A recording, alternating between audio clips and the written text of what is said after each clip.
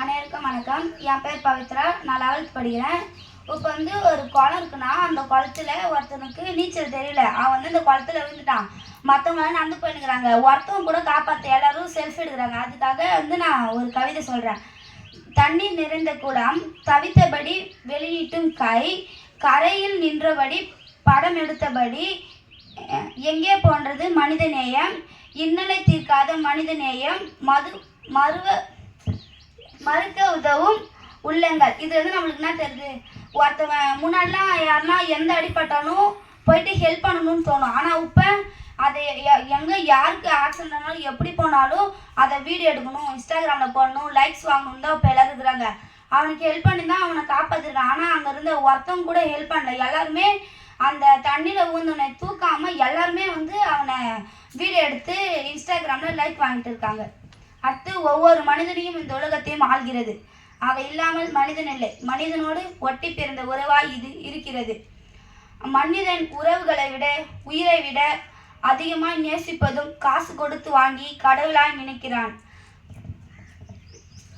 மனிதனோடு இருந்து மனிதனை அடிமையாக்கிறது. இதுல என்ன தெரியுதுன்னா, எனக்கு சொந்த பந்தம் யாருமே நான் எல்லாமே செல்ஃபோன் தான் அப்படின்ற மாதிரி இப்போ இருக்குது. இப்போ இன்னொன்றுனா காணொலியை தவிர காணொலியில் விளையாடாதீங்க, இயற்கையோடு வாழணும். இயற்கையோடு வாழ்ந்தால் தான் நம்மளால் நிறைய பலன் அடைய முடியும். அப்புறம் இப்போ நம்ம ட்ரெஸ் எடுக்கணும், ஒரு ஷூ வாங்கணும், செப்பல் வாங்கணும்னா முன்னாடி கடைக்கு தான் போவோம், கடைக்கு போயிட்டு தான் வாங்குவோம். ஆனால் இப்போ மீஷோ, ஃப்ளிப்கார்ட்னு நிறைய ஆப்லாம் வந்துருச்சு. ட்ரெஸ் எடுக்கிறதுக்கு கூட நம்மளால போக முடியல. அவ்வளோ அளவுக்கு டெக்னாலஜி வளர்ந்துருச்சு. அப்போ நம்மளோட யோசனை எல்லாமே இப்போ அவ்வளோ இம்ப்ரூவ்மெண்ட்டில் இல்லை. எல்லாமே டெக்னாலஜி எல்லாமே ஃபோனுக்கு தான் நிறைய இப்போ வளர்ந்துருக்கு. இப்போ ஃபோன் வளர்ந்ததுக்கு காரணம் என்னென்னா கொரோனா டைமில் எல்லாருமே வீட்டில் இருந்ததுனால இப்போ நிறைய வீட்டில் ஃபோனுக்கு காரணமே கொரோனா தான். கொரோனா வரலன்னா ஃபோனோட பாதிப்பு இல்லாமல் தான் இருந்திருக்கும். இப்போ கொரோனா வந்தாலும் ஆன்லைன் கிளாஸு நிறைய தேடலாம் தேடணுனாலே நம்ம ஃபோன் தான் யூஸ் பண்ணுறோம். அப்புறம் ஒரு சோற்றுக்கு ஒரு பதம் சொல்கிற மாதிரி தான் ஒரு ஃபோனு பல பேர் வாழ்க்கை கெடுக்குது. அப்புறம்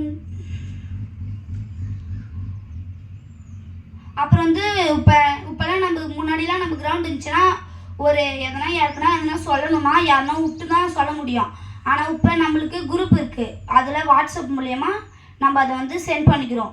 இப்போ கிரவுண்டு 5 மணிக்குனா லீவுனா நம்ம முன்னாடி வீட்டுக்கு போயிட்டு தான் கேட்போம். ஆனால் இப்போ நம்ம குரூப்லேயே லீவுன்னு பார்த்துக்குறோம். ஃபோன் பண்ணி கேட்குறோம், கிரவுண்டு உண்டா இல்லையா அப்படின்னு நம்ம ஃபோன் பண்ணி கேட்குறோம். அப்புறம் முன்னாடிலாம் நம்பருக்கு நம்ம தான் கால் பண்ண முடியும். ஆனால் இப்போ நம்பர் இல்லைன்னா இன்ஸ்டாகிராமில் மெசேஜ் பண்ணலாம், வாட்ஸ்அப்பில் மெசேஜ் பண்ணலாம், கூகுள் பேயில் மெசேஜ் பண்ணலாம். எவ்வளோ தூரம் மெசேஜ் பண்ணுறதுனே இருந்துச்சு.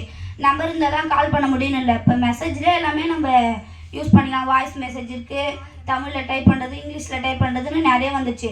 அப்புறம் முன்னாடி காசு தான் நம்மளுக்கு கையில் தான் எடுத்துன்னு போகணும், நிறைய திருட்டுலாம் நடக்கும். ஆனால் இப்போ ஃபோன் தான், ஃபோன்லேயே காசு இருக்குது, ஜிபே எல்லாமே பண்ணிக்கலாம். அதனால் நம்மளுக்கு காசு கையில் எடுத்துன்னு போக வேண்டிய அவசியமும் இல்லை.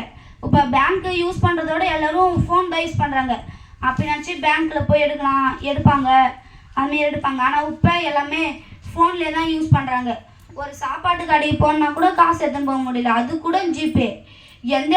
இப்போ முன்னாடிலாம் எப்படி இருந்துச்சுன்னா ஃபோன் என்னது எல்லாமே லெட்டரில் எழுதி ஒரு புறா காலிலோ அதாவது தூது மாரி கட்டுவாங்க. ஆனால் இப்போ இங்கேருந்து புதுடெல்லியோ எந்த ஊரில் இருந்தாலும் நம்ம கான்டாக்ட் பண்ண முடியுதா? அந்த அளவுக்கு டெக்னாலஜி வளர்ந்துருச்சு. அதனால் மனிதனோட அந்த அறிவு சிந்தனை எல்லாமே குறைஞ்சிச்சு. செல்லோட டெக்னாலஜி தான் அதிகமாக இருந்துச்சு. சின்ன குழந்தையிலேருந்து பெரிய தாத்தா வரைக்குமே இப்போ ஃபோனை அதிகமாக யூஸ் பண்ண ஆரம்பிச்சிட்டாங்க. தேங்க்யூ.